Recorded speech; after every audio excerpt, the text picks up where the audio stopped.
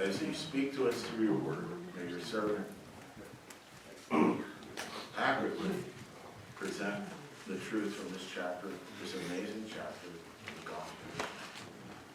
May it divide the joints of bone and marrow and transform the food.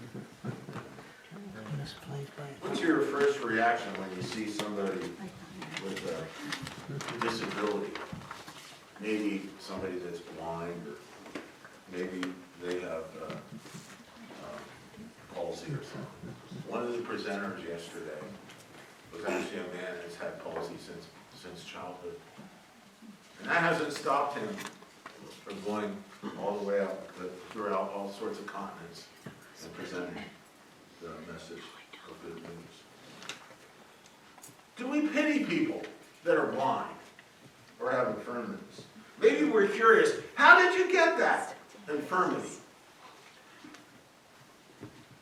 Do you really care when you see them? Or are you just curious? I heard a story an old story of someone who once told his friend, this is a Christian man, he told his friend this. He said, this man was born blind. And he said, I have so much more to give thanks for than you do. He told his friend who could see. And his seeing friend said, what? More than I? Well, I've been able to see for years. The blind man said, yes, you've had to see so many things which have been disagreeable and distressing. So many faces which were unkind, angry, and unholy. But the first face I shall ever see will be the face of my blessed Savior, who loved me and gave up his life for me.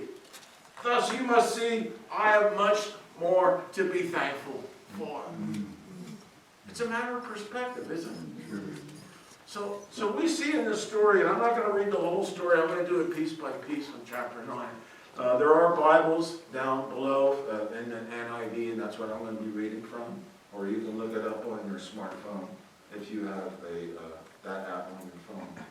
So chapter 9, we start out with a bias that the Jewish community had about infirmities, especially blindness. They assumed, they weren't curious, they weren't just pity, they judged. This person is blind because of sin. On our green sheet, you're going to see a couple passages in the Old Testament that could have been the basis for that. They judged people as guilty of sin and believed God had inflicted them with physical infirmities as a form of punishment. If you don't know that for sure, read through the book of Job.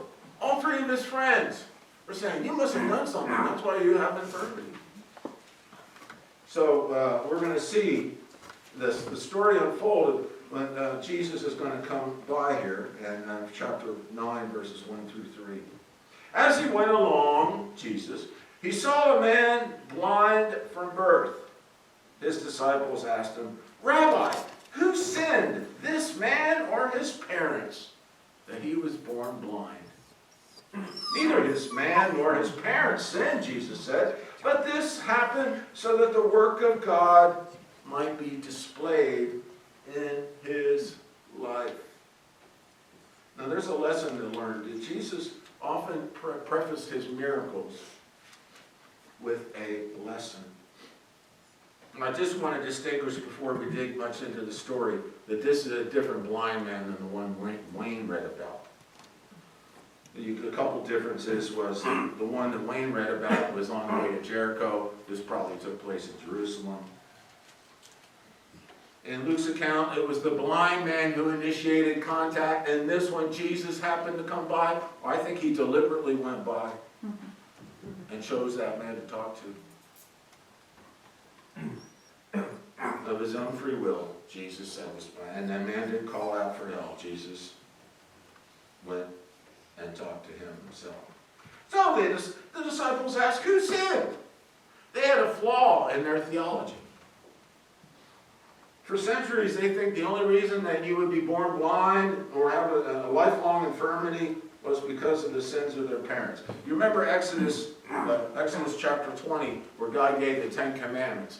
And the second commandment, it talks about visiting the iniquities unto the fathers, unto the third and fourth generation of those that hate me.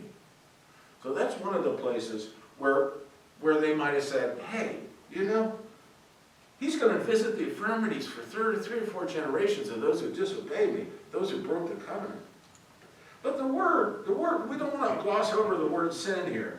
This word sin, they said, whose sin is the Hebrew, the Greek word for hamartana. And it literally means miss the mark so as to not share the prize. Miss the mark. And why does that matter? Because in this story, that's exactly the opposite of what happens. This blind man does not miss the mark at all. He hits a bullseye. And he gets to see when everyone else is blind to his sight. Now there are some key players in this story. Some of them play secondary roles. And you can look in your notes and you can see that there's 3 key players. The first one obviously is Jesus. And you could say he was never blind. Then you have the blind man. You could call him formerly blind. And then the last one, which some people kind of ignore, is the blind men. And they remain blind. So those are the 3 groups of people. And those blind men are the Pharisees. They unknowingly are blind to the truth that is standing right before their eyes. And yet they still remain blind. The man who could heal blindness, they reject. He spelled out his purpose